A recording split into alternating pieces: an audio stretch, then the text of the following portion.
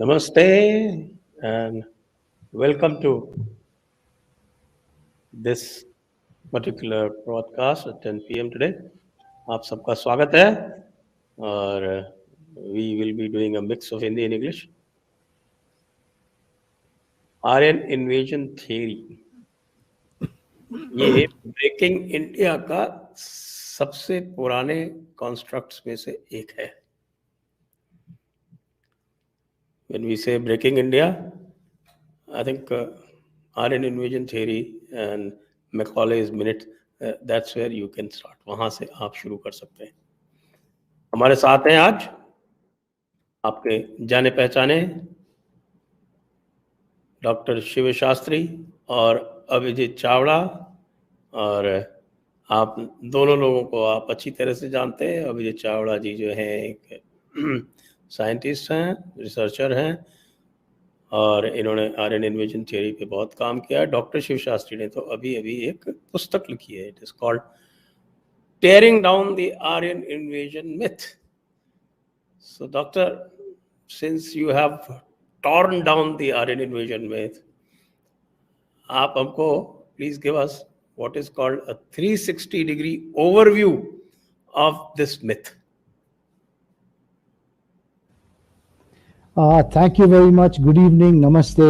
Nice to be on here again, speaking about a topic that's very close to my heart. Excuse me. Where should I start? See, fundamentally, the way words and expressions are misused. There are some people who will say there is a religion of peace, and there is no peace at all because it is just a name. So the same way, you have this theory of Aryan invasion or Aryan migration. So when you hear the words Aryan invasion or Aryan migration, you think that is the important thing. It's that people came, the migrants came, and the invaders came. Actually, that invaders is secondary to the primary issue. The primary issue was Sanskrit, and Sanskrit is a very, very highly developed language. Now, why should Europeans feel anything bad about Sanskrit? What is their problem with it? It's like this: 17th, 18th century, there was this industrial revolution going on, and basically the Christians of Europe felt that they were the greatest people. They were doing well, and they had just started colonizing other places. And then they went into this area called Assyria. Assyria is this Turkey, Syria, Iraq area. And they started digging there, and they found these magnificent ruins, these fantastic ruins. And what really shocked them was that these ruins were actually cities that were there in their Old Testament, the Bible. Now here, the Christians of Europe didn't like this at all. They thought they were secondary. They must be secondary to these Semites. They didn't like the Semites. Now, basically, biblically itself, you have this issue of Noah's Ark. You probably know the story of Noah's Ark, the man who rescued all the animals. But you can explain it to our audience. और थोड़ा सा हिंदी भी बीच में बोलेंगे. हिंदी में नहीं. अच्छा, देखिए, एक आदमी कहते थे कि एक आदमी था, उसका नाम नोआ था, NOAH, नोआ. और नोआ के 3 बेटे थे, हैम, शेम और जाफेत.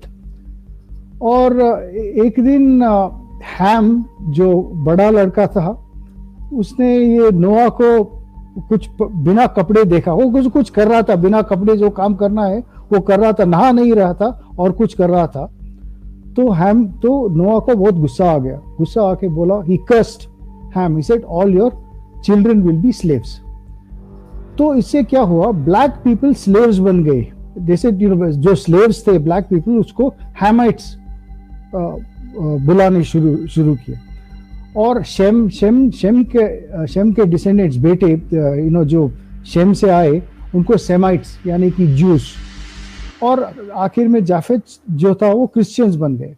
और अभी क्या हुआ, सीरिया में जब देखे, उनको लगा कि ये सेमाइट्स का हिस्ट्री बहुत पुराना है, हमारे बिब्लिकल हिस्ट्री से ज़्यादा पुराना है. इसी टाइम वो भारत आ गए. भारत में संस्कृत वो देखे, उनको मालूम पड़ा कि संस्कृत सबसे पुराना भाषा है। तो इनको अच्छा नहीं लगा कि इधर काले काले लोग, पहले सोचे कि ये संस्कृत सबसे पुराना भाषा है, लेकिन उनको ये अच्छा नहीं लगा, सब काले काले लोग, ये काले लोग कैसे बात कर सकते हैं। तो इसलिए इन्होंने एक आर्यन इन्वेजन थियोरी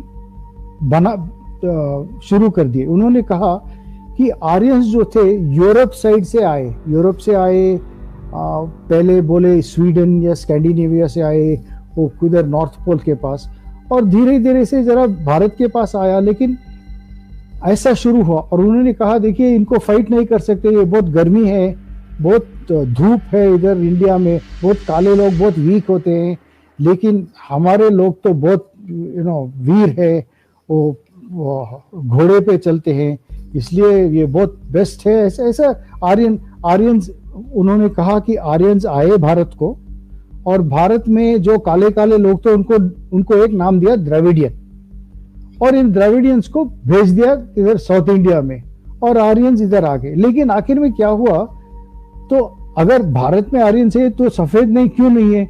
उन्होंने बोला कि ये फिर भी 1000-2000 साल में ये द्रविडियंस के साथ मिक्स हो गए, वो करप्ट हो गए, इसलिए भारत में जो आर्यन थे वो भी करप्ट हो गए, लेकिन जो यूरोप से आए वो सब ठीक है। ऐसा शुरू हुआ आर्यन इन्वेजन थियरी। तो ये सब बिल्कुल फालतू है। इसके बारे में मैं एक फुल बुक लिखा हूं। तो लेकिन अभिजीत जी भी एक बुक लिखे हैं, इसलिए मैं अभी अभिजीत जी को दे दूंगा, उनको बात करने दो, नहीं तो मैं बंद ही नहीं करूंगा मेरे बात। Thank you. ओके, चलिए अभिजीत जी पे चलते हैं। अभिजीत जी इसी बात को आगे बढ़ाइए प्लीज। जी, तो मेरा इंट्रोडक्शन इस थियरी में आई थिंक अराउंड 2015-2016 के आसपास हुआ। I was a firm believer in the Aryan invasion theory. मैं पूरा जीवन यही सब पढ़ता रहा था, और मेरा मेन टॉपिक, मेरा जो मेन competence है वो साइंस है। I have always been interested in history, but that was never the primary focus of my life and my research. So around 2015-2016 मैंने सोचा कि जरा ओरिजिनल सोर्सेज को देखते हैं कि ये लोग बोलते हैं आर्यन इन्वेजन हुआ एटसेट्रा, तो इसका एक्चुअल एविडेंस क्या है। So I started investigating that through actual research papers etcetera, all that, and then I was completely shocked and surprised कि भाई, if you look at geological evidence, if you look at hydrological evidence, if you look at linguistics, if you look at comparative mythology and all that, if you look at genetics, then all of these disciplines show a completely different picture. Every single discipline actually shows that Indians are native to India. They did not come from anywhere else. Sanskrit, Hinduism are native to India. And if there was a migration, if there was an invasion, it happened out of India. India was the starting point. And this is corroborated by lots of different pieces of evidence, genetic evidence, and so on and so forth, lots of it. So that's how I got into it. And then I've started writing a few expositions, some articles on this. One of my 2017 articles is still reasonably well read and so on. So I started doing this. So that is how I got into this thing. And I saw a comment recently, just now, on this channel, in the live chat. The comment says that we should actually have discussions with the opposition, with the people who are in favor of the Aryan invasion migration theory, and we should not discuss among ourselves. We should call them and have a face-to-face discussion. तो मैं इसके बारे में मैं बता दूं आपको जी कि सबसे ज्यादा इन लोगों को बुलाने का प्रयास मैंने किया है। यहाँ तक कि जयपुर डायलॉग्स ने तो एक स्टैंडिंग चैलेंज दे रखा है। 2,10,00,000 रुपए का चैलेंज है, वो अलग अलग लोगों से कमिटमेंट लेके वो 2,10,00,000 रुपए के आप आर्यन इन्वेजन थियरी को जो साइंटिफिक मेथड है, जो साइंस में एक्सेप्टेड है, उसके हिसाब से आप इसको सिद्ध कर दीजिए। 2,10,00,000 रुपए ले जाइए। ये हमने सबको भेजा। हमने माइकल विट्जल जैसे लोग जो हैं, जो लिंग्विस्टिक्स में बहुत कहते हैं कि साहब जिन्होंने श्रीकांत तालागिरी को ब्राइब करके और उसकी व्यूज चेंज करने की कोशिश की, ऐसे लोगों तक को वहां तक भिजवाया। उनको सबको हमने भेजा। रोमिला थापर को हमने बुलाया, वो तो आई नहीं, उनको वैसे भी संस्कृत आती नहीं है। और बाकी और जो लोग इधर उधर बोलते हैं उनको सबको भी हमने कहा, कोई नहीं आता। जितने भी ये AMT वाले, AIT वाले और जो लेटेस्ट है आर्यन टूरिस्ट थ्योरी, वो सारे के सारे अपने क्लब के अलावा कहीं नहीं जाते, कहीं नहीं जाते। खाली थोड़े बहुत जेनेटिक्स वाले जो हैं वो थोड़ा बहुत वो करते रहते हैं, लेकिन वो भी पहले कुछ लिखेंगे और फिर उनके क्लब वाले जो उसको स्प्रेड करेंगे, टॉनी जोसेफ जैसे, और उनसे आप कुछ कहिए तो आपको ब्लॉक कर देंगे। इसलिए जो साहब ये लिख रहे हैं, मैं उनको ये अनुरोध करूंगा और उनको ऑफर दूंगा कि आप ऐसे लोगों को हमारे पास ले आइए, या आप सेटअप कर दीजिए डिबेट, हम खुशी खुशी जाएंगे। एक्चुअली 2018 या 2019 में टोनी जोसेफ का ये नया बुक आया था, क्या नाम था मैं भूल गया, लेकिन उन्होंने ये बुक पब्लिश किया था on the basis of the research of David Reich. तो मैंने इस बुक का रिव्यू लिखा था एक आर्टिकल में, वो भी काफी I think it is still well read. तो Tony Joseph had a meltdown on Twitter, पागल हो गया एक दिन पूरा, कुछ ना कुछ अजीब अजीब ट्वीट्स करने लगा। He had a verbal argument with me, I mean a Twitter textual argument with me, and I invited him, if you think you are right, I am wrong, then let's have a debate on YouTube live in front of everybody, a civilized proper debate.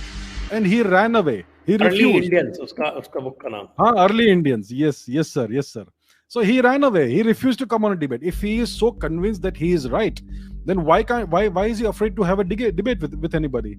So that's the thing, these people never want to engage in debates, they only want to be within their cozy clubs because they know they are wrong. The moment they face us, they will be exposed. So ye baat hai. So I would like to say to the audience that if you think we are not if we are not willing to have a debate with the opposition, it's not the case. They are afraid, they are running away. So ye baat hai, because they know they are wrong. Initially it was all on the basis of archaeological evidence. फिर archaeological evidence में मालूम पड़ा कि there is no trace of invasion or migration.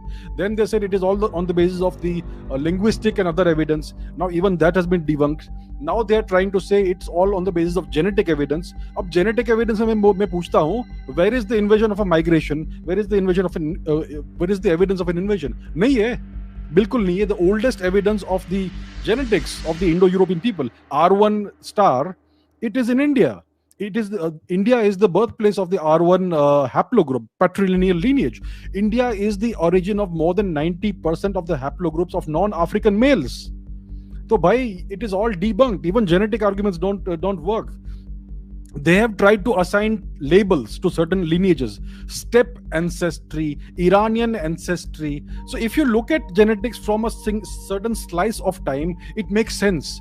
But if you expand the time window, then you will say that their steppe ancestry and Iranian ancestry also has Indian ancestry. But that is something that they're trying to sweep under the carpet. So all of these arguments that they are hold the water. ANI, ASI, ये नया निकाला इन्होंने. According to them, ANI, ancestral North Indians, are people who have some component of steppe ancestry, apparently. And ancestral South Indians are people who have Andamanese or something ancestry. भैया मैं पूछना चाहूंगा, the Andamanese people have been isolated from the rest of the world for more than 30,000 years. तो कहाँ से आ गया Andamanese? Onge people, yes, the Onge people. But they have been isolated for more than 40,000 years. So where is the possibility of any intermixing with them? These are all fake claims. These are all manufactured claims. It is not going to stand the test of time. Right now, they have this entire self-serving ecosystem of the Western geneticists and some Indian stooges of theirs, and they are publishing papers and trying to create an environment and an impression that their claims are all right, are all solid, but it's not going to work. Sab galat hai. It's all lies. They are desperately trying to hold on to the 19th century propaganda, so that they can retain their primacy in the pecking order of the races or whatever it is. It's not going to work, sirs. It's not going to work. Let's go back. Doctor ये बताएं, एक एक करके लेते हैं हम सब जो अलग अलग डिसिप्लिन है. तो सबसे पहले आर्कियोलॉजिकल लेते हैं. आर्कियोलॉजी क्या कहती है? देखिए, आर्कियोलॉजी में एक उन्होंने क्या हुआ, देखिए पहले आर्यन इन्वेजन थ्योरी आ गया, शुरू कर दिया. उसके बाद ये मोहनजोदारो और हड़प्पा रूइंस मिल गए, तब कुछ करना था. अभी क्या हुआ, अभी लोग कह रहे हैं कि ये पुराना है, Mohenjo-daro or Harappa is older. Aryan invasion is after that 1500 BC. तो then immediately इन्होंने एक थियरी बना दिया, नया थियरी. ये थियरी था कि ये जो आर्यंस आए वो सिटी लाइफ उनको मालूम नहीं था, वो घोड़े पे आए, दे वर फाइटर्स. उन्होंने आके ये सब हरप्पा और मोहनजोदारो को सबको फाड़ दिया, ये बिल्डिंग सब they broke the whole thing down, they pushed away the Dravidians. Then they started living rural lifestyle, और उसके बाद रूरल लाइफस्टाइल के बाद दे स्टार्टेड कंपोजिंग ऋग्वेदा. ऐसे this is the story. Yes, this is the story. So the thing is, there is no evidence of any even first of all, the Indus Valley civilization did not end. It just dried up, and it went further north and further east. That's all. That is one thing. There is no evidence of killing. There is nothing like that. Further history क्या जो आपके जो whatever the dating is, जो dating है, the oldest dating तो अब भिरन्ना आ गया ना, तो वो जो अभी तक जो लेयर वहाँ पे आया है, तो that is already 8000 BCE. अच्छा सुनिए, हाँ, वो कहते हैं कि भारत को, इंडियंस को हिस्ट्री मालूम नहीं है, हिस्ट्री नहीं है. अच्छा, ये जो आर्यन जो वर्ड है वो किधर से आया? वो ऋग्वेद से आया. ऋग्वेद में आर्यन, अगर ऋग्वेद में आर्यन है तो आप नहीं कह सकते कि सरस्वती नदी नहीं है. आर्या भी है, सरस्वती भी है, लेकिन Saraswati dried up by 2500 BC. सो ये आर्यन जो 1500 BC लोग आए, उन सरस्वती को के बारे में कैसे लिखे? How did they make up poems? See, this is a complete nonsense. Now इसके लिए they made up one more excuse. नहीं, वो that is not, Saraswati is not a river, it is something else. वो अफगानिस्तान में है, some nonsense they made up. Fact is Saraswati was dry by 2500 BC, and long before 2500 BC, maybe 5000 10,000 years ago, Saraswati was a nadi that used to flow from mountain to sea. This is scientifically proven. Aryans, if they came in, देवी तमे. अभी problem ऐसा है कि European languages जो हैं, इनका age, oldest European language 900 BC है, और उसके बाद 800 BC, 0, 1 CE, 500 AD ऐसा है. लेकिन ये संस्कृत तो उनके ये आर्यन इंडोलॉजिस्ट ही कहते हैं कि 1500 BC. तो ये जरा नजदीक लाना है ना, ये बहुत पुराना हो जाएगा. ये संस्कृत 5000 10,000 साल पहले शुरू हुआ, तो इनका थ्योरी सब खत्म हो जाएगा. इसलिए अपना इतिहास को, अपना हिस्ट्री को इन्होंने कंप्रेस कर दिया. इन्होंने 10,000 साल से 3000 बना दिए इन्होंने. यही और ठीक है, बनाने दो, लेकिन हम मानते हैं ना, हमारे लोग मानते हैं. अगर गोरा आदमी कुछ बोला तो हम मानते हैं, उनके पाँव पड़ते कहते हैं हाँ आप कहिए. यही प्रॉब्लम है जो संजय जी ने बताया शुरू में. अच्छा, आप बोलिए अभिजीत जी. हाँ, अभिजीत जी. तो ये this is a very interesting discussion, archaeological evidence and so on. So like doctor Shastri said, like Sanjay ji said, the oldest evidence that we have of archaeology from the archaeological perspective is the settlement of Bhirana, which is about 8500 BCE, which is more than 10,000 years ago. And the interesting thing is that there is clear evidence of cultural continuity from the very beginnings of the Harappan phase of our civilization until today. For instance, in the Harappan the artifacts that you find in this region, Saptasindu region, you find shivlings from 5,000 years ago. You find evidence of the worship of Shiva or Rudra.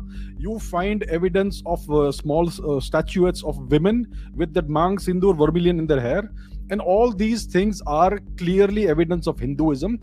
In fact, this guy Marshall, who excavated Harappa and Mohenjo-daro, he clearly said that the religion and the culture they were practicing 5,000 years ago is the same as what the Indians are practicing today. So that clearly debunks the claim that Hinduism came from outside of India. Right? This central thesis of the Aryan invasion, migration, tourism, picnic myth is that Hinduism and Sanskrit are foreign to India. They came from outside.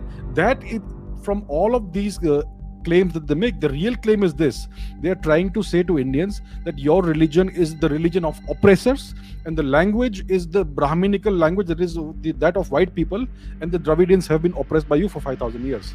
So they are trying to portray India as the result of this sort of oppressive culture, right? So this totally debunks that. Clearly, the Harappan people, the Sindhu Saraswati people, were practicing the same culture and religion that Indians practice today. So that totally debunks this nonsense. The other thing is the dating of the Rig Veda, right? So the Rig Veda clearly mentions the river Saraswati. They have been claiming all this time the Saraswati myth hai, bhai. It is all mythology. There is no real Saraswati. Now we have found incontrovertible evidence of a gigantic river that flowed from the Himalayas to the so-called Arabian Sea, which is the Saurashtra Sea. A large river, larger than any other river in the Sapta Sindhu region, a very powerful, very massive river. The riverbed is today dry. It is visible in Google Earth images. It is clearly visible, right? And now people are publishing papers even in Nature with in which now they are no longer afraid to use the name Saraswati for that river. So it is now proven the Saraswati existed. It is not a myth. It dried out around 2500 BCE, like Dr. Shastri said. And now the Rig Veda talks about the Saraswati as a great massive river. The kind of words and epithets that are used for the Saraswati are like mother of floods, loudly roaring river, and so on. And it is known now, it has been proven that this river started declining in its scale around 6000 BCE because of a monotonic decline in the Indian monsoon. So the river was last in its prime about 8000 years ago. And therefore we can only date the Rig Veda to somewhere around that time. That is clear now, right? So the only question is the exact dating, because there is something called glottochronology, the rate at which languages change. We know that Rig Vedic Sanskrit is different from the Sanskrit of the Atharva Veda, for instance, which is again different from the Sanskrit of Panini. So Sanskrit itself has evolved and changed. So if you look at the rate of change of the language, then maybe we may be able to assign a more accurate tentative date to the language. That is something linguists need to do. Unfortunately, there is no linguistic research done in this country. We are just worshipping the research that has been done in the West. So these are some of the problems that we are finding. I would hand it again back to Dr. Shastri for the next round, sir. Dr. Shastri, linguistic research की बात करी अभी विजय चावड़ा जी ने, लेकिन linguistics पे श्रीकांत तालागेरी ने बहुत जबरदस्त काम किया है. आप थोड़ा सा बताएंगे कि उन्होंने लिंग्विस्टिक्स के माध्यम से उन्होंने आउट ऑफ इंडिया थियरी सिद्ध करने का जो प्रयास किया है वो कितना सफल है? देखिए, मैं तीन बात बोलना चाहता हूँ. पहले सरस्वती के बारे में. देखिए, मनुस्मृति में बहुत स्पष्ट लिखा हुआ है कि सरस्वती नदी किधर थी. सरस्वती नदी वॉज आर्यवर्ता, एक एरिया था जिसका नाम है आर्यवर्ता, और उत्तर साइड में नॉर्थ को हिमालय, साउथ विंध्या माउंटेन्स, और पूर्व में प्रयाग, पश्चिम में कहते हैं विनाशना वो जगह है जिधर सरस्वती विनाश हो गई. तो ये after drying of Saraswati, location of Saraswati is perfectly well known. One. Number two, why my point 3 will be about Talageri ji's theory. Point number 2, to make Sanskrit come from Europe to India, they cooked up 3 languages. First language they cooked up was PIE cooked up, सबको मालूम है, proto Indo European. वो university departments में बनाया हुआ है 2-3, जैसे कि मैं कहता हूँ ना, अगर कुछ सैलड बना है कि टमाटर और क्या कहते हैं क्यूकम्बर सब मिला के एक सैलड बनाते हैं. ओके, तो PIE एक सैलड है, अच्छा है, देखने के लिए अच्छा है, खाने के लिए भी अच्छा है. लेकिन आप नहीं कह सकते हैं कि ये क्यूकम्बर, ये काकड़ी और ये टमाटर सब सैलड से आया. पहले सैलड बनाया हुआ था और उनसे ऐसा नहीं. तो PIE से कुछ नहीं आया है. एक. दूसरा पॉइंट ये है कि यूरोप से भारत आने के लिए कहते हैं कि वो लोग जो घोड़े पे आए वो प्रोटो इंडो ईरानियन भाषा बात कर रहे थे। वो कैसे कह सकते हैं? वो किधर है वो भाषा? कोई भी बात नहीं कर सकता ऐसा, कोई ऐसा भाषा ही नहीं है, सिर्फ किसी ने बनाया, हम बनाया है, nice word, you know, we just got बनाउड, या there is no such language proto Indo Iranian. अच्छा, ये प्रोटो इंडो इरानियंस आ गए और स्प्लिट हो गए, स्प्लिट होके एक सेट इधर सिंधु रिवर के पास जाके संस्कृत बनाए, दूसरे सेट जोरास्ट्रियंस बन के अवेस्तन, और अवेस्तन भी बिल्कुल फालतू है। कोई भाषा अवेस्तन के नाम से, वो पुराने जोरास्ट्रियन टेक्स्ट में अवेस्तन का नाम भाषा नहीं है।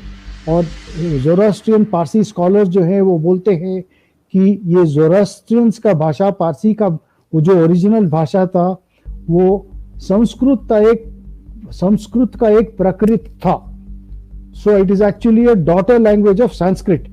And as Abhijit ji said about Atharva Veda, there are lot of studies. Europeans, गोरे आदमी, ओ नमस्ते नमस्कार, ओके, गोरे आदमी लिखे हैं कि और संस्कृत स्कॉलर्स भी, अथर्व वेद और ये जोरास्ट्रियन होली बुक में बहुत से कॉमनैलिटी है, same verses are there, so this whole languages are made up. और पॉइंट नंबर 3 देखिए, तालेगेरी जी, वो he has studied the Rigveda very well. I have not studied the Rigveda. और ये स्टडी करके वो वेस्टर्न लिंग्विस्ट के साथ आर्ग्यू कर सकते हैं, लेकिन वो जो कहे हैं वो it is very good, you know, he explains. ये देखिए, देयर आर सम एनोमलीज, ये जो लिंग्विस्टिक स्प्रेड थ्योरी है यूरोपियन का, जो एनोमलीज है ये सब एक्सप्लेन कर दिए हैं। वो बोलते हैं कि कैसे भारत से यूरोप और ग्रीक के पास गए, वो बहुत अच्छी तरफ से लिखे हैं तालेगेरी जी। ये पढ़ के मैं एक्चुअली एक मेरा वर्ड को कौन सुनता है, उनको पद्मश्री अवार्ड के लिए मैं रिकमेंड किया, लेकिन बहुत सारे जन करना पड़ेगा। बहुत अच्छा बुक है, लेकिन उनका थियरी अच्छा है, मैं मानता हूं। उसके बारे में एक वीडियो भी मैं बनाया हूं। So I agree with what Talageri ji has written. जी, तो ये तो हुआ लिंग्विस्टिक्स का। अब लिंग्विस्टिक्स के बाद जो अगला स्टडी जो इसको प्रूव या डिस्प्रूव करने के लिए उसका उपयोग आता है, वो जियोलॉजी और रिवर मॉर्फोलॉजी। तो वो मैं अब जिससे पूछूंगा कि आप जियोलॉजी और रिवर मॉर्फोलॉजी, थोड़ा सा आपने अभी इसका बारे में बोला था, ये जो है ये कैसे सारे इन्वेजन थ्योरी को डिस्प्रूव करती है? इम्पोर्टेंट, ये बहुत ही इंटरेस्टिंग और इम्पोर्टेंट फील्ड है of study, because our civilization is of geological time scales. हमारा सिविलाइजेशन इतना पुराना है कि जियोलॉजी भी बदल जाती है उस टाइम फ्रेम के अंदर। So what we find is that people have studied the geology, the hydrology, hydromorphology, etc. of the Saraswati river bed. They have been able to determine that this river dried out about approximately between 2500 BCE to 1500 BCE, approximately rough dating hai. Now they are able to find that this river was very massive. It was a monsoon fed river. It originated in the river in the Himalayas as glacial melt water. Himalayas में जो glaciers है उसमें melt water निकलता है, वहां से originate होती थी ये नदी। और बाद में because of the intensity of the Indian monsoon, that's why it was so gigantic downstream. Now there are a couple of studies. One says that the course changed around 10,000 BCE or thereabouts from the one of the other rivers of the Saptasindhu region diverted its course and came into the Saraswati. And the second thing says that the Saraswati started declining around 6,000 BCE because of the monotonal decline of the Indian monsoon. So around 8,000 years ago, the Indian monsoon was much more intense than it is today. आज का monsoon बहुत छोटा है compared to the earlier monsoon. और ये धीरे धीरे because of climate change, natural climate change, ये decline होने लगा.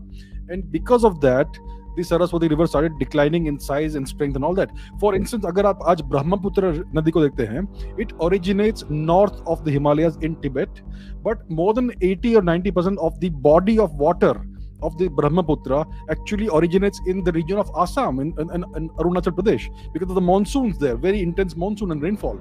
Similarly, the Saraswati was quite similar to that. Most of the water was from the monsoon. So this declined and the Saraswati dried out about 2500 to 1500 BCE. And what these studies have found is that all these cities, all the settlements, cities, towns, villages, etc., that were on the river banks of the Saraswati greatly outnumbered the settlements around the other rivers. We know that there are more than 1500 unexplored archaeological sites on the banks of the river Saraswati, and we have explored less than 1% of the actual corpus of sites in the Saptasindhu region. And it has also been found that the so-called decline of the Indus Valley civilization was precipitated by this climate change, and people started gradually moving away to other parts of India. People went eastwards and northwards and all that, into the Ganga Yamuna plain, in Punjab, Haryana, south into Gujarat, Saurashtra, and so on, because of the slow gradual decline of the monsoon and the decline of this big river over several thousand years. So this civilization never died out. It still exists. We are the result of that civilization. If Indian civilization is still alive to some extent today, it is the daughter civilization of the earlier phase, which is the Harappan or Saraswati Sindhu civilization. So this is what science tells us. This is what geology and hydrodynamics tells us. We even know the kind of composition the river actually had, because they have studied the riverbed through isotope analysis and other things. So they know what kind of waters were there, and they know it's more of monsoon water than glacial melt water, and so on. So it's a very interesting field of study, and it's still going on now. Now they are no longer afraid to call this river Saraswati, even in research papers. Earlier they used to call it dry riverbed or something, but they refrained from using the name Saraswati. But now it's no longer the case. That's very interesting. और अब मैं बात करता हूँ literature की. जो evidence जो है वो सबसे ऑब्वियस है, जो लिटरेचर की एविडेंस है. और जो लोग कहते हैं कि ये नोमैड्स थे स्टेप से, तो मैं आपसे ये पूछता हूँ कि क्या कोई ऐसी नोमैडिक सिविलाइजेशन है जो कि ऋग्वेद जैसी एक पुस्तक और संस्कृत जैसी सोफिस्टिकेशन जैसी भाषा आज तक किसी नोमैडिक सिविलाइजेशन ने प्रोड्यूस की है क्या? डॉक्टर शिव. सर, नहीं, बिल्कुल नहीं हो सकता है. देखिए, ये कैसे किए हैं, एक्चुअली एक बहुत उसका नाम है Mary Boyle. She is now no more. She has written a book called the Indo-Iranians या द ज़ोरास्ट्रियंस. वो कहती है ये ज़ोरास्ट्रियंस और इंडियंस दोनों जोड़ के आ रहे थे इंडिया, और वो घोड़े पे मार रहे थे किसी को, और same time they were singing songs. They were singing Rigveda और दे वर सिंगिंग अथर्ववेदा घोड़े पे. They are saying that see the problem is it is called first mover advantage. You tell the first lie, okay, everybody will believe the lie, and then you try and remove that lie. What happens? Everybody is comparing, but so and so said she has written such a fat book. Such a fat book she has written. How can she be liar? If you write fat book, it doesn't mean you're not lying. Problem is she has just made it up. This is the problem. और देखिए, अगर आप ज़ोरास्ट्रियन culture के बारे में आप देखा, इसको स्टडी किया, तो आपको मालूम पड़ेगा कि इनको भी उनका स्क्रिप्चर्स पढ़ने के लिए हमारे वेद पाठशाला गुरुकुल के जैसे उनका भी, उसका नाम हरबेदेस्तान था. हरबेदेस्तान में पढ़ते थे. और देखिए, सेम सॉर्ट ऑफ स्कॉलरली एक सेटल्ड जगह में यंग बॉयज और young girls also used to come and study that. So this is all written, but ये सब को इग्नोर करते हैं. जो लिखा हुआ है, हाँ, लिटरेचर जो लिखा हुआ है, जिस विच दे डोंट अग्री विथ, वो सब इग्नोर करते हैं. और देखिए, ये सब ये ज़ोरास्ट्रियन और संस्कृत लिटरेचर है. इवन ग्रीक लिटरेचर में जो था, which goes against Aryan invasion, they've just ignored. Greeks तो tablets पे लिख रहे थे. They've destroyed those tablets. So there is so much information. So literature wise, the problem is 200 साल से लिख रहे हैं, और उस टाइम में 19th सेंचुरी में इतना बड़ा बुक्स लिख रहे थे. वो एक बुक दिखा तो उसमें 1000 1,500 पेज होता है, लेकिन बिल्कुल उसमें पढ़ने के लिए अच्छा है, पढ़ने के लिए, लेकिन फैक्ट्स तो नहीं होते. This is the problem. Correct. Thank you. And now we come to genetics. तो अब जेनेटिक्स में इतना मुझे लगता है कि हर साल कुछ न कुछ अपडेट होता रहता है, कुछ न कुछ अपडेट होता रहता है. तो अभी लेटेस्ट क्या है? क्या ज्ञानेश्वर चौबे की थीसिस आ चुकी है या आने वाली है? अभी काफी दिन से उसका इंतजार था, प्रतीक्षा थी. Yeah. Okay. Right. So genetics is where all the big developments are happening right now, क्योंकि उन्हें मालूम पड़ गया है कि बाकी सारे फील्ड में तो वो लोग हार चुके हैं. So they are trying to now do all the genetic arguments. और genetics में बहुत रिसर्च होना बाकी है, बहुत सारा. I mean, there is so much scope for genetic research in India. तो अभी genetics में सब चल रहा है. I'm also waiting for the R1 genetic data and the paper that is going to be published hopefully soon, which is going to prove beyond a doubt that establish beyond a doubt that R1 etc is all Indian in origin. तो अभी जो नया जो developments क्या हुआ है, that's interesting. So there is when I wrote that first research article in 2017, I had written about this big wave of invasion into Europe about 4.5 or 5,000 years ago from the east. So it was discovered that there was a sudden invasion of Europe by some nomadic horse riding men from somewhere in the east about 5,000 years ago, and they completely overnight changed the genetics and the culture of Europe. You can see the clear traces of invasion, massacres, dead bodies thrown together into pits, and a sudden change in the cultural nature of the artifacts that you find in the archaeological record. So this invasion happened about 5,000 years ago. And the Russians have coined a name for these invaders. They call them the Yamnaya people. So the word Yamna in Russian means a pit, a khadda. So the kind of graves they had were pit-type graves. So that's why they called them the Yamnaya people. Now these Yamnaya people are very interesting because they are the invaders who changed the entire demographics and destiny of Europe. Unka genetics kaisa hai? Unka genetic patrilineal lineage is R1b, which is a descendant of the Indian origin R1 or R lineage.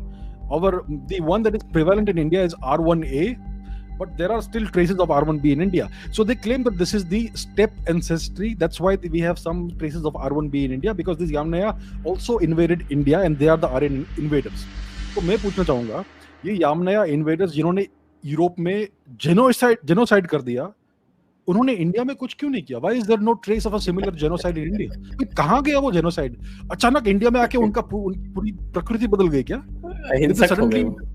हाँ, the air and the water of India overnight. Gandhi ji से मिलने होंगे वो, कोई गांधी जी की कोई पुरानी आत्मा रही है. Gandhi ji, Shri Mohandas Gandhi ji was most likely a Yamnaya, ऐसा कुछ लग रहा है मुझे. तो ये बात है. So the thing is this, ये Yamnaya लोग, उनका जो origin है वो R1b है, उनका patrilineal lineage Indian origin है. But genetics actually gives us more information about these fine gentlemen who changed Europe. It tells us the color of their hair, the color of their eyes, the color of their skin, their height. We know they were all tall, muscular guys, okay, about 5 feet 10 inches, 5 feet 11 inches. Now genetics tells us that these guys had dark hair, not blonde hair, not red hair like it is portrayed in popular art. They had dark hair, black hair or brown hair. They had brown eyes and they had light brown skin. So if you were to find one individual today who represents the Yamnaya people, well, think of me. I look like that, So that is the thing. They looked like Indians. Yes, they were tall. They were tall, 5 feet 10 inches, 11 inches. That's the average height. I am taller than that. But you know what? The height and all, it depends on your diet and your activities. If you're riding horses all day and if you're eating meat all day, you're gonna get tall and muscular. That's gonna happen. So they were Indian origin. They had light brown skin, they had brown eyes, and they had dark hair. And the facial reconstructions have been done. They are typical Indian guys. That's what they were. And even the Scythians, who are depicted popularly in Europe, throughout Europe, as blonde haired people, red haired people with blue eyes, white skin, they also had dark hair, brown eyes, and brown skin. Okay, Scythians too are just Indians. So genetics is now actually debunking even more in detail all these false claims, and yet they are trying to somehow prove that this genetic what step ancestry came into India from the Yamnaya, even though we have less than 2% R1b, and R1 is actually older than R1b, which is Indian origin, and there is no evidence of an invasion or migration. So again, the Yamnaya evidence that has come recently actually proves there was an Aryan invasion, but that Aryan invasion went out of India and it invaded Europe and totally transformed Europe overnight. They rampaged through Europe in a very short period of time, wiped out all the European males, and then they procreated with the European females. And that is the descendant European population that you have today. The Rig Veda or some other Indian text says, some Vedic text says that 1,000 horsemen of one mind can conquer the world. So that is the Yamnaya. There were a small number of horsemen, maybe a few thousand only, men, all horse riders, all violent, barbaric people of Indian origin. They had clearly left India some few centuries ago. They had given up their Vedic culture, and they had embraced barbarism. And then they apologize for that, but they rampaged across Europe. And they totally changed the entire demographics and everything of Europe. So that's the deal. So it totally proves the opposite of what these people are trying to portray. Okay, right. Actually, आज तो सभी लोग आर्यन की बात करते हैं तो आर्यन खान की बात करते हैं. They think Aryan Khan is European. Today something very funny happened. My graphic designer said Aryan invasion theory, and he made a graphic of Aryan Khan. He thought Aryan Khan was the invader. And they must have invaded some of the girls in the Bollywood. जो भी है उसने किया होगा. अब मैं आपसे ये पूछूंगा कि इसका जो मिसयूज किया है उसके बारे में बताएं, विशेषकर साउथ इंडिया. डॉक्टर, आप जेनेटिक्स के बारे में बात कर रहे हैं? ओवरऑल जो इसका मिसयूज. मैं जेनेटिक्स पे R1 के बारे में एक दो बात कहना चाहता हूँ. और पहले मैं ये बोलूंगा कि ये यमुना और मेरा कोई कनेक्शन नहीं हो सकता, क्योंकि बाल ही नहीं है ना. काला बाल होना है, बाल ही नहीं है, कैसा कनेक्शन? ये कनेक्शन नहीं है. अच्छा, R1 जो है, R1 जैसे अभिजीत जी ने बोला, R1 oldest evidence has been found in India. There is a lady author called Sangamitra Sahu, who has done some very good studies, more than 900,000 samples she's taken from all over India. अच्छा, देखिए क्या हुआ है. ये R1 का एक बेटा, with in R1 एक बेटा है, इसका नाम है M17. और ये M17 सबसे पुराना, सबसे ओल्डेस्ट इधर है इंडिया में, वेस्टर्न इंडिया, गुजरात एरिया में. और ये M17 has gone all the way to Europe, northern Europe, Poland. ये 12,000 साल पहले डेवलप हुआ M17 और यूरोप गया. और यूरोप में M17 का एक बेटा, R1 का ग्रैंडसन आप कह सकते हैं, वो M17 का सन जो है M458 बन गया, एक म्यूटेशन यूरोप में. वो M458 5,000 साल पहले हुआ, लेकिन वो वापस नहीं आया है. इसका मतलब ये है कि M17 R1 इंडिया से यूरोप गया और उधर से वापस नहीं आया. That is very good proof. दूसरा एक, ये जो उसका नाम है जोसेफ, उसका नाम टोनी, ये एक पेपर कोट किया है जिधर और एक बेटा, ये R1 का और एक बेटा, इसको कहते हैं Z93. Z93 कुछ स्टेपी रीजन में पैदा हुआ और स्टेपी से इंडिया आया, वो कहते हैं. लेकिन देखिए, जेनेटिक्स ये बहुत कॉम्प्लेक्स सब्जेक्ट है. ये खाली भी जिनको जेनेटिक्स मालूम नहीं है वो बात नहीं कर. बहुत सारे लोग बात करते हैं जेनेटिक्स के बारे में, लेकिन उनको इसका अर्थ ही नहीं मालूम है. तो देखिए, ये इन्होंने जो पेपर लिखा और बोला Z93 स्टेप से आया, इंडियन सैंपल्स कुछ 2-3 हजार सैंपल्स लिए, इंडियन का नहीं, वर्ल्ड वाइड सैंपल्स. और इनमें से इंडियन सैंपल्स सिर्फ 55 सैंपल्स थे, और ये 55 सैंपल्स में 40 सैंपल पाकिस्तान से लिए.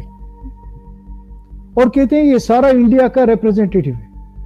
और आपको मालूम है पाकिस्तान लोग क्या करें, इधर नहीं देखते, उधर कुछ मिक्सिंग होता है, तो इसका प्रॉब्लम। और ये मिसयूज क्या हुआ है, प्रॉब्लम है। अच्छा, मैं ये डिस्कशन, मैं प्राइवेट, ये पब्लिक कमेंट्स देख रहा हूं ना, किसी ने अभिजीत जी को क्रिटिसाइज किए हैं, कहते हैं Abhijit says that Dravidian is not another family of languages. Actually, he is right in the sense that देखिए ये वेस्टर्नर्स जो है, इनका आर्यन सुपीरियोरिटी के लिए किसी को they wanted to defeat somebody, इसलिए उन्होंने Dravidian South Indian languages study नहीं किए, बिना स्टडी करके बोल दिया ये सब सेपरेट है, ये सब वो द्रविडियंस है, ब्लैक स्लेव्स है। और जो साउथ इंडियंस, नॉर्थ इंडियंस कोई some groups of north Indians start feeling हाँ हम आर्यंस है, और साउथ इंडिया में specially in Tamil Nadu they saying हाँ हम द्रविडियंस है, we have been we were there, ऐसा this has been very badly misused. Actually there is a theory by a German called MNO. It's a linguistic theory.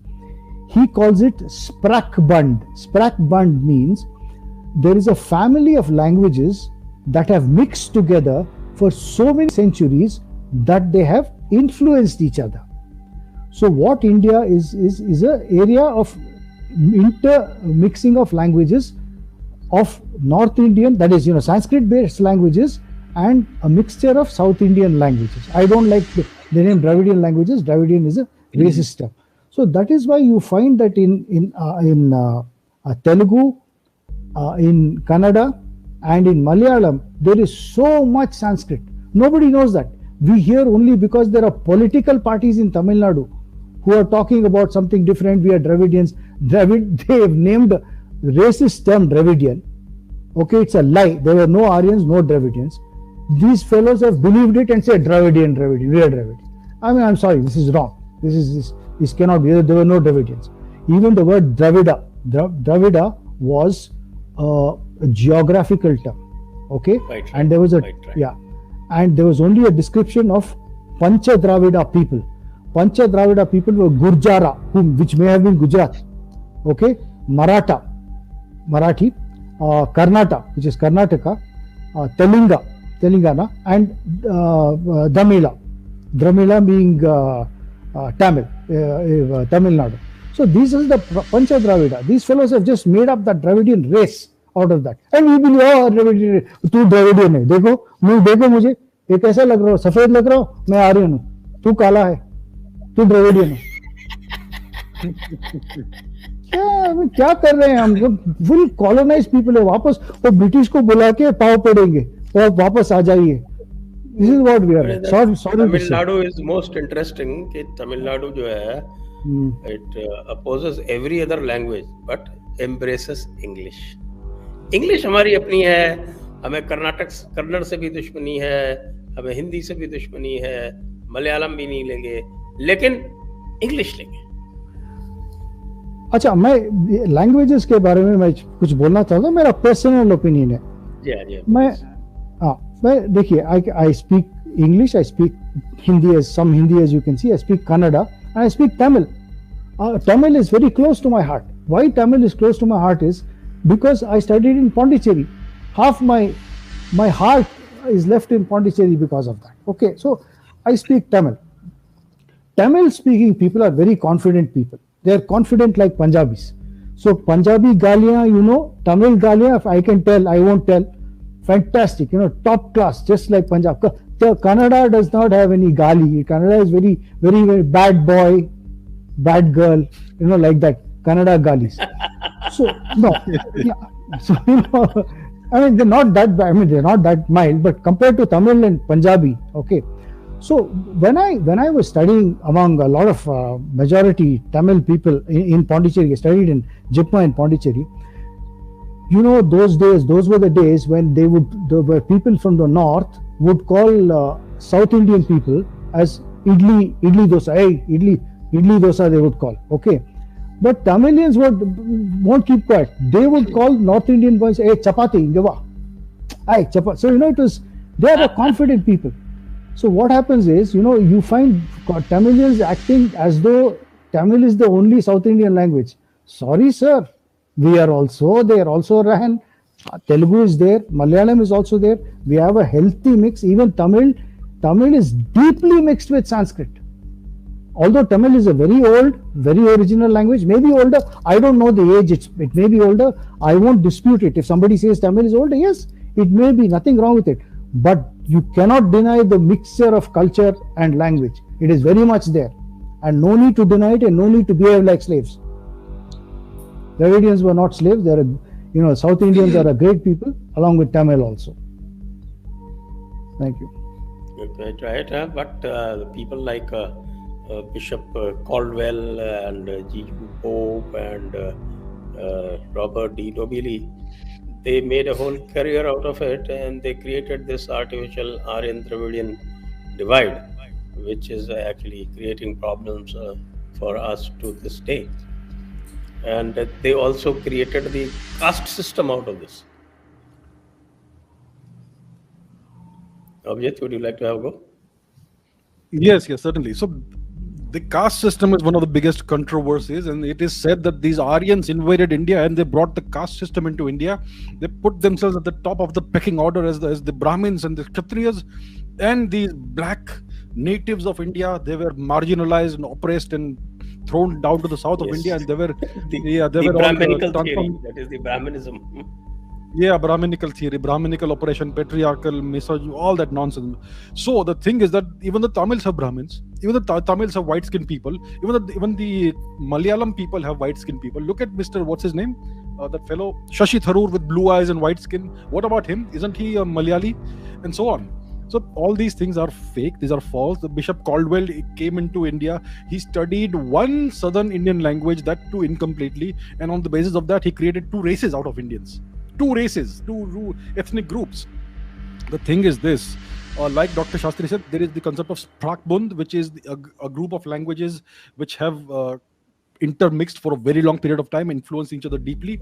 What we know about the history of humanity is that approximately 70,000 years ago, roughly, there was this out of Africa migration. The best evidence that we have says there was an out of Africa migration, which was the ancestral group of all the non-African humans living today. So this out of Africa migration came out of Africa from the region of Djibouti, thereabouts, the Bab al-Mandeb Strait in the Red Sea. It went into Asia, it crossed the sea, went into Asia, went eastwards, and they kept migrating until they reached the Indian subcontinent, which was a very hospitable place, beautiful climate, everything you need to survive. And India was the original founders zone of the out of Africa migrants. And from India, eventually they migrated to all other parts of the world, and there are even some back migrations into Africa. That's why you find R1A, R1B lineages in the Egyptian pharaohs, for instance. Tutankhamun was R1B, and so on. So India is the original founder zone. The population of the Indian subcontinent has been in India. We know through genetic data they have been here for at least 60,000-70,000 years. The oldest non-African patrilineal lineages, haplogroup F, is an Indian lineage. The oldest matrilineal lineages of the non-African women in the world, haplogroups M and N, are also Indian lineages. So I would say that the Indian languages have been incubating in the Indian subcontinent for 60,000-70,000 years. And if you want to actually trace back the origins of all the languages of India, we need to do a proper a priori linguistic analysis, disregard everything that has been written, start fresh, study the languages, and you will be able to find much deeper and older roots of these languages than this theory of the past 2,000, 3,000, 5,000 years. So that's what needs to happen. India needs to do this research, invest in this research, because India is the oldest founder zone of the non-African humans. It is from here that everyone went out. So this needs to be taken up, but I don't know when it will happen. That's the problem. Okay. I just want to pass a comment about caste system. People may or may not have heard of Professor Balu or Professor S.N. Balagangadhara. They're a great man. He was a professor in a university in Belgium, in Ghent, and now his student is also doing his good work. His student's name is Jacob de Roover. These are very great people. These are good people. Jacob Duruva is a person who could get invited to Jaipur Dialogues, I think, if you can get him. Can give me the Great man, reference, certainly. Jacob Duruva. So anyway, now what S.N. Balagangadhara did was he found a French document, old French document, speaking of three classes of people: the warriors, the priests, and the slaves. Okay, and what he did was every reference to France he removed. Okay, and he didn't put anything else. He just removed those references to where these people were, and he distributed it to the professors in all sort of European universities. And he got responses that said, oh, this is a very good description of the Indian caste system. This is how caste works. This is the responses he got. Then this naughty professor, he told these people, sorry, this has got nothing to do with India. This is French. So you have, you have class systems everywhere. But we have been colonized. We invite. I don't know whether we, as a people, we are very innocent. When somebody comes in, we invite them and we accept them, and we just took on these people in the past, and then we started following them, and they destroyed us mentally. We are so colonized. Our history starts to nowadays. You just see the arguments. You see the curses that Nilesh Oak gets just for saying that something is older. Yeah, he may be right. If you think it's wrong, you say it's wrong. It's okay. Why argue with him and get angry? We are afraid to say anything against what the white people have said. This is, we're a mentally colonized nation. Anyway, sorry. I'll keep on talking about this whole night or day for Americans. Yeah. The thing about the caste system. Just one point about this. The thing about the caste system is that we are so defensive about it. We have been taught to believe that we have been such an evil, oppressive race. Certain politicians say that हमारे पूर्वजों ने पाप किए हैं. अरे भाई कौन से पाप किए हैं? आपके पूर्वजों ने किए, मेरे पूर्वजों ने नहीं किए हैं. So we all believe, it is so deeply ingrained in our psyche that we are oppressors. We have done paps to the lower castes and all that. The fact is that the caste system is a British invention. We have the Varna Jati system. It is all based on occupation and proficiency and all that, and aptitude and all that. And if you look at, there is no working society without a hierarchy. Hierarchies exist. If you have a company in which you have no hierarchy, everybody does all the work, then you're gonna end up in failure, right? So hierarchies are present all across the world. You have the Burakumin in Japan, who are the lowest caste in Japan. You have the Kago people in France, who are treated as untouchables. You should see the treatment that the Romani people get in Europe. They are treated like, subhuman people. And you have this all across the world. The Europeans, the Christians, are the worst in the way they have oppressed peoples. The way the women have been treated in Europe in the past 1,000 years, and certain other races, ethnicities, the way the Jews have been persecuted for the past 2,000 years, it is horrific. And yet they have the gall to come here and accuse us of oppressing our people, which is all lies. The British created these 4 divisions out of the Varna Jati system. The Varna Jati system was so complex, they could not make sense of it. So they tried to classify it into 4 groupings. And then what happened is that we perpetuated this through our government bureaucratic paperwork. So anytime you want to get any government document, any service, you have to write down your caste. The first day a little child goes to school, the parents are expected to fill in the caste of the child. So we are perpetuating this after independence because our bureaucracy and our governance system is perpetuating it. And because caste is so important in politics, the politicians can't get votes without caste. So this fake, artificially superimposed system has now taken a life of its own. The moment the government stops insisting on writing caste in any form, it is going to disappear overnight. That's the problem. But that won't happen because politicians need it. That's where we are. Oh yes, that's what I said, that it is no temple you go to, your caste is not going to be asked in any temple. But every government office you go to, your caste is going to be asked. It is the Constitution of India which is perpetuating caste. Anyway, on that point, I think we need to go to the audience questions and answers now. For that, I have to again request my viewers, सभी से आपसे अनुरोध है कि कृपया इस video को share करें, इसको लाइक करें और बेल आइकॉन दबाएं और हमें सपोर्ट करें इस महीने का अंतिम सप्ताह है, तो इसमें सपोर्ट थोड़ा सा अधिक करेंगे तो अच्छा रहेगा। और डिस्क्रिप्शन में भी सपोर्ट लिंक है, वहाँ भी आप देख सकते हैं।